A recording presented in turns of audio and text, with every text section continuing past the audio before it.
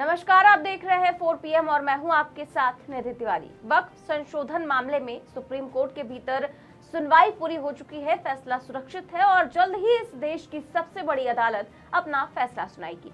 मगर फैसला आने से पहले ही देश भर में माहौल तेजी से बदलता हुआ नजर आ रहा है।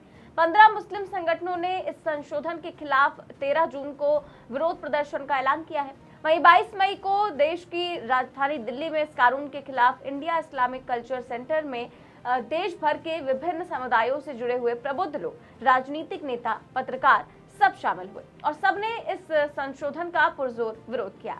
इसकी खामियां गिनाई और बताया कि ये कितना गहरा षड्यंत्र है। तमाम समस्याओं को उन्होंने फिर से उजागर किया और इन लोगों ने ये भी कहा कि भले ही ये संशोधन अभी खाली मुसलमानों के लिए नजर आ रहा हो, मगर इससे कोई नहीं बचेगा। मैं आपको ये भी बता दें कि इसी देश की सुप्रीम कोर्ट के चीफ जस्टिस ने एक वक्त में कहा था कि सरकारों को अगर संविधान के हर अंग में बदलाव करने का अधिकार मिल जाए तो ये लोग सारी संवैधानिक शक्तियों को खत्म करके तानाशाही लगा देंगे।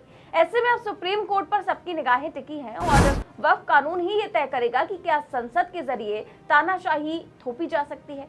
क्योंकि वक्फ संशोधन कानून पास करने के लिए मोदी सरकार ने जिस तरीके से विपक्ष की आवाजों को अनसुना किया, बिल पास करने के लिए अपने सहयोगियों के साथ मिलकर बहुमत हासिल किया और एक समुदाय की चिंताओं को ताक पर रख दिया, वो सब सीधे तौर पर संसद की मनमानी कही जा सकती है, जिसके चलते वक्फ संशोधन कानून संसद से पास हो गया।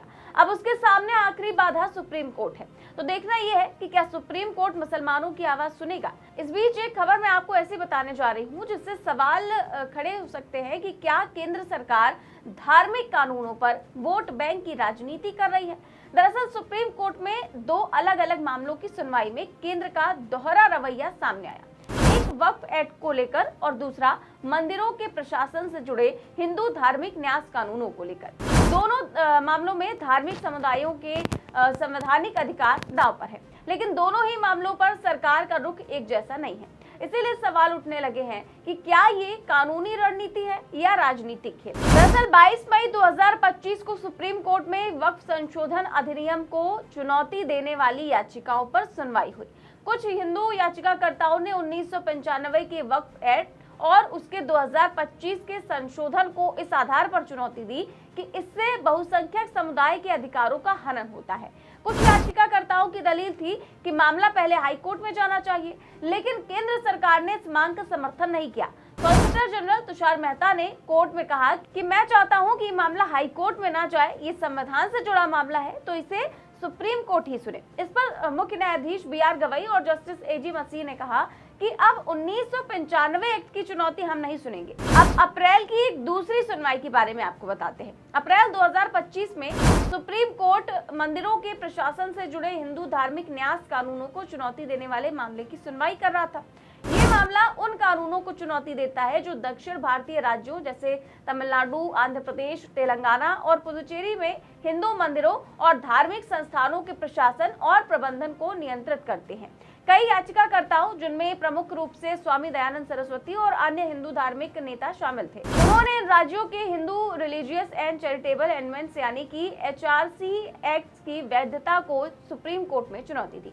उनका तर्क था कि सरकार मंदिरों के प्रशासन में दखल नहीं दे सकती। मंदिरों की संपत्ति, धार्मिक रीति रिवाज और प्रबंधन पर राज्य सरकार का नियंत्रण आर्टिकल 2025 और 26 में मिले धार्मिक स्वतंत्रता के अधिकारों का उल्लंघन है। याचिकाएं 2012 से लंबित थी, लेकिन सुप्रीम कोर्ट की बेंच, जिसमें जस्टिस BV नागरत्ना और जस्टिस सतीश चंद्र शर्मा थे, उन्होंने केंद्र सरकार के रुख के आधार पर याचिकाएं खारिज कर दी। केंद्र सरकार ने कहा कि ये राज्य सरकारों का विषय है और पहले राज्य के हाई कोर्ट्स को सुनवाई करनी चाहिए। कोर्ट ने कहा कि हर राज्य का कानून अलग है, इसलिए सुप्रीम कोर्ट सीधे हस्तक्षेप नहीं करेगा। वहीं additional solicitor general KM Nataraj ने कोर्ट को बताया कि ये राज्य विशेष के कानून है, हर राज्य में मंदिरों के प्रशासन की व्यवस्था अलग है, इसीलिए पहले हाई कोर्ट सुनवाई करे और फिर सुप्रीम कोर्ट ने याचिकाएं खारिज कर दी और याचिकाकर्ताओं से कहा कि पहले हाई कोर्ट जाए। वहीं सुनवाई के बाद सॉलिसिटर जनरल तुषार मेहता ने एक और बयान दिया और उन्होंने कहा कि मंदिर सरकार के अधीन कभी नहीं हो सकते, धर्म का शासन में दखल नहीं होना चाहिए और शासन का धर्म में। ऐसे में अब बड़ा सवाल ये है कि जब मंदिरों से जुड़ा कानून राज्य का विषय कहकर सुप्रीम कोर्ट से खारिज करा दिया गया, तो वक्फ एक्ट जैसे कानून को सीधे सुप्रीम कोर्ट में सुनने की मांग क्यों की गई। क्या मुस्लिम समुदाय से जुड़े मुद्दों पर केंद्र सरकार ज्यादा संवेदनशील है और मंदिरों से जुड़े मामलों को राज्यों के हवाले कर देना एक रणनीति है? हिंदू याचिकाकर्ताओं ने इस दोहरे रवैये को वोट बैंक की राजनीति बताया है। वकील विष्णु शंकर जैन ने सवाल उठाया कि जब एक समुदाय के मामले को हाई कोर्ट भेजा जा सकता है तो दूसरे के मामले में ये अपवाद क्यों? वहीं केंद्र सरकार अक्सर खुद को हिंदू हितैषी या संस्कृति रक्षक सरकार के रूप में पेश करती है। मंदिरों के पुनर्निर्माण जैसे कि राम मंदिर हो, काशी वृंदावन कॉरिडोर हो, जैसे इन सारे कदमों से उसका एक हिंदू सेंट्रिक चेहरा जनता के सामने आया है। लेकिन जब बात अदालतों में हिंदू धार्मिक संस्थानों के संवैधानिक अधिकारों की रक्षा की आती है तब सरकार का रुख अक्सर विरोधाभासी नजर आता है। ऐसे में सवाल उठता है कि क्या सरकार सिर्फ प्रतीकों के जरिए हिंदू वोट बैंक को साध रही है, लेकिन जब असल अधिकारों की बात आती है तो उसे कानूनी और राजनीतिक प्राथमिकता नहीं दी जाती। अब ये अदालत ही नहीं जनता भी पूछ रही है कि सरकार का असली एजेंडा क्या है। वक्फ अधिनियम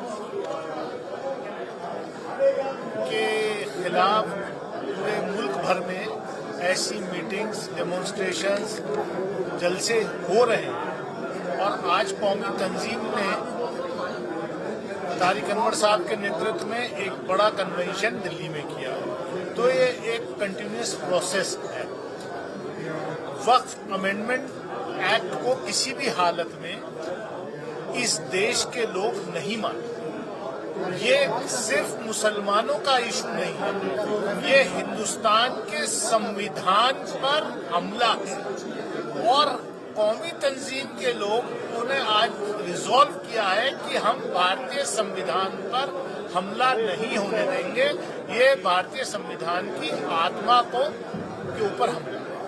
हालांकि ये तो सरकार ही जाने, लेकिन फिलहाल इंतजार है तो वक्त पर फैसले का कि आखिर देश की सबसे बड़ी अदालत मुस्लिम पक्ष को राहत देगी या फिर सरकार को। देखते हैं क्या कुछ होता है। फिलहाल इस खबर में बस इतना ही। देश और दुनिया की तमाम बड़ी खबरें जानने के लिए देखते रहिए 4PM न्यूज नेटवर्क। नमस्कार।